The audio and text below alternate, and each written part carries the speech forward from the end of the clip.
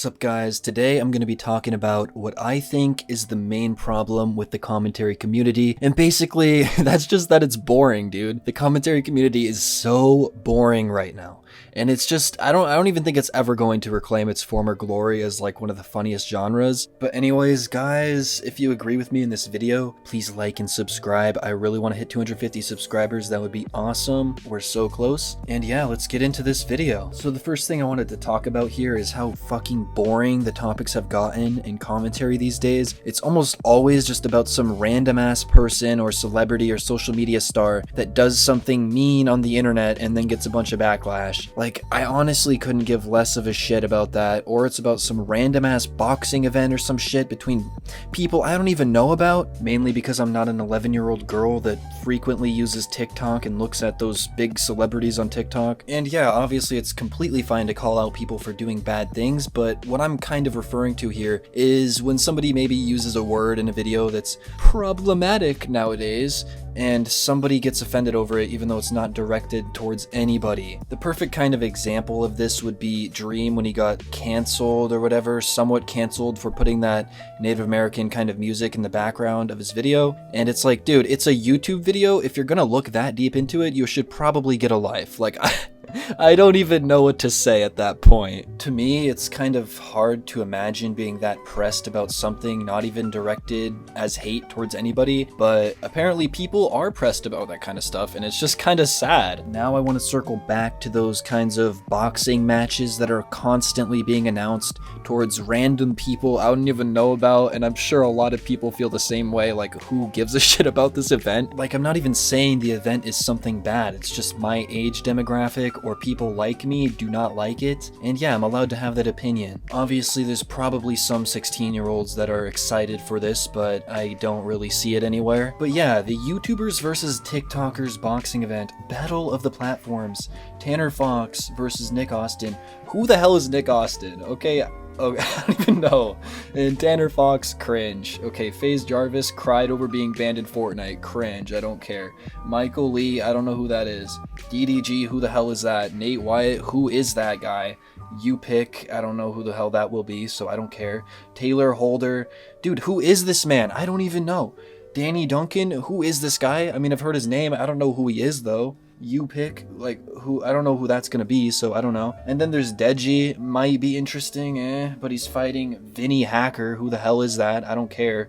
And then there's Austin McBroom fighting Bryce Hall. It's like, dude, who the hell cares about Austin McBroom, man? The Ace family is so boring. Nobody gives a shit about their garbage YouTube channel. And then Bryce Hall, it's like, dude, just another boring, run-of-the-mill TikToker, man. So interesting. Now, even this kind of ties into the repetitive videos and boring TikTok drama segments that I wanted to talk about. And it's basically just that the videos on YouTube nowadays are just so repetitive. Usually just people regurgitating the same thing, not saying anything that could possibly hurt their channel. You know, you gotta go with the flow of what everyone thinks. You gotta be part of the hive mind. I mean, I'm probably being a little bit overdramatic here, but that's what it feels like, to be honest. Everyone is super afraid to go against the grain, and they're just trying to pump out a new video every day or every other day just so that they can grow a channel full of viewers that actually watch it for the topics they're talking about mainly, and not actually the person. I'm not saying any of this stuff should go away, it's just annoying that we don't have anything different from this for the most part. Now I'm going to be talking about current dramas that are almost always the same bullshit. It's actually very rare for me to see a topic being currently talked about on a drama alert, for example,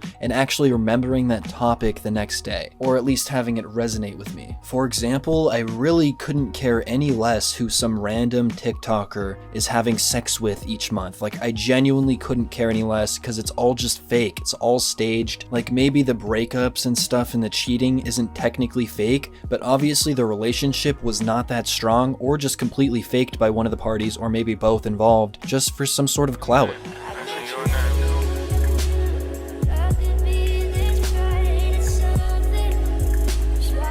Another thing I wanted to mention is that, of course, I don't hate, like, quote-unquote topic commentators or anything like that. It's completely fine. I get it. You're trying to make money. You're trying to grow your channel. That's completely fine. but it's just kind of disappointing, and I hope you guys can agree with me that it's disappointing that there's not many interesting topics to talk about currently that haven't been beaten into the dirt. Even I kind of struggle with things to talk about because those vegan teacher videos and shit like that, I cannot care about. I just can't bring myself to watch more than like 2 of them. It's like, oh my gosh, dude, the vegan teacher responded to me. Oh, she responded to me too. Oh, she responded to me. She's responding to everybody, man. And she's not that entertaining of a figure. Okay, now that I'm done talking about that, I want to talk about how most videos made on other creators are just videos like punching completely up. It's not even like neutral playing fields or anything like that. People are too afraid of being called a piece of shit if they make a video on someone with less subscribers than them. People are too afraid to go after people with the same amount of subscribers,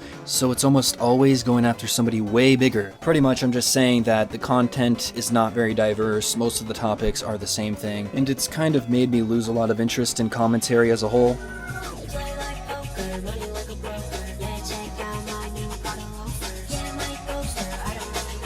Now I really want to get into how most of these commentators nowadays completely lack a personality or their own judgment. They just, again, regurgitate the same thing, but on top of that, it's pretty much just like them reading off an article written by Kotaku or something.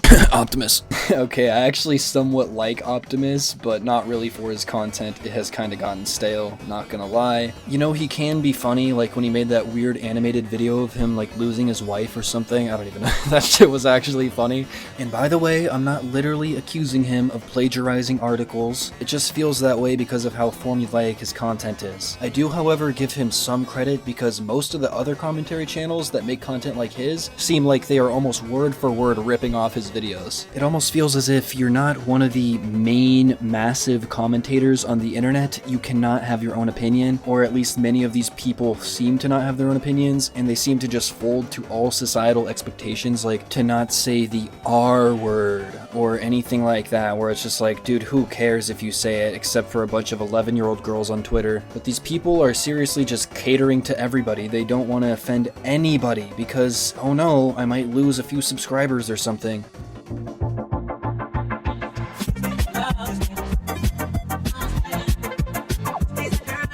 Now here's another thing I wanted to talk about, which is people censoring things that don't really need to be censored or being way overly sensitive in their videos. You know, I get it, man, you want that ad revenue, but it honestly just feels so fake, especially when this is probably the majority of commentators at this point that are just super soft and they're too afraid to get canceled. Like, dude, if I get canceled, I don't care. Free publicity, sue me. I've even had to compromise on this. I used to curse a lot more in my videos. I don't do it as much now because of course I don't want to be just shoved all the way down the algorithm to the very bottom, but like, I get the struggle, but you know, you gotta inject your actual personality into your videos. Jigga had the whole night like 50 getting rich or die. Headed to that B-side records looking for some shit to buy. Had that Eminem when Nelly spoke that country. Okay, now I want to get into harassment guidelines. And this is obviously not something that's commentary channel's fault, I guess, but it really does prevent us from doing stuff, and it makes people superstitious that, oh my gosh, if I call somebody a refrigerator, I'm gonna be terminated. And it honestly just sucks a lot of PP. Like, you can't even say petty little insults without being censored on YouTube these days. It's just so stupid, man. Like, I'm not a fat guy, I'm kind of skinny, so if someone called me a string cheese, like, dude, I don't think that's harassment, man. They're just making a joke towards me. Oh no, so mean. Like, bro, who cares? I imagine a lot of these commentary channels are just afraid to share their opinions on these YouTube topics without actually being like struck down or something like that because they're saying something controversial, especially when now it's common practice almost for people to send mass flagging campaigns against people's channels that say mean things about them. Like, I obviously don't blame people for being kind of scared of this happening to their channels, but honestly, YouTube needs to get their shit together. Here we go.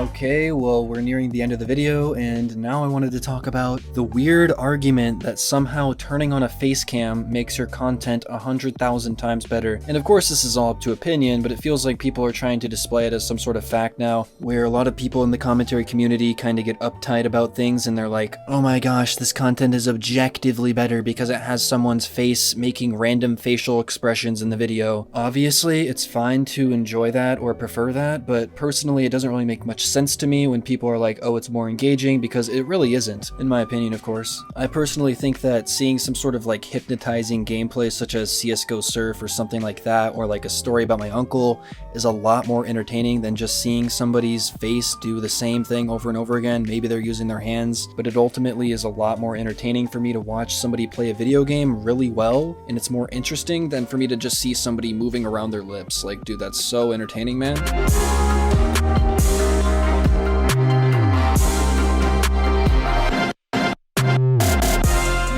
Finally, here's my final topic. This is something that I just wanted to address, and it's that a lot of people out there seem to think that nowadays, oh, reaction commentary and your average topic commentary channel has no place on YouTube. Like, their content is objectively bad, and you have to make 100% professional videos that take 30 hours to edit and like post it once a month or something. Not everybody wants to do that, and everybody should be able to make whatever content they want. And when the whole commentary community is super serious, it makes it a lot more boring. To be honest, when nobody has any sorts of personal biases or anything, it's really boring to watch. Personally, I'm not trying to attack these people because I do enjoy those more professional videos, but I think they go along greatly with those less professional videos. There should be a place for both of them on this website, and it's annoying when people try to state their opinions as something objective, when that's the opposite of an opinion. Anyways, guys, I hope you enjoyed this bombshell, or whatever you want to call it. I don't know what I'm gonna name the video. But yeah, I hope it kind of starts some sort of conversation here on YouTube or in the commentary community itself. Leave your opinions in the comments section. I'm completely fine with hearing them. And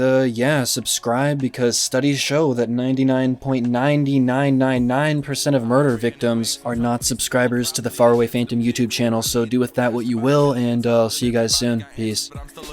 Is it you?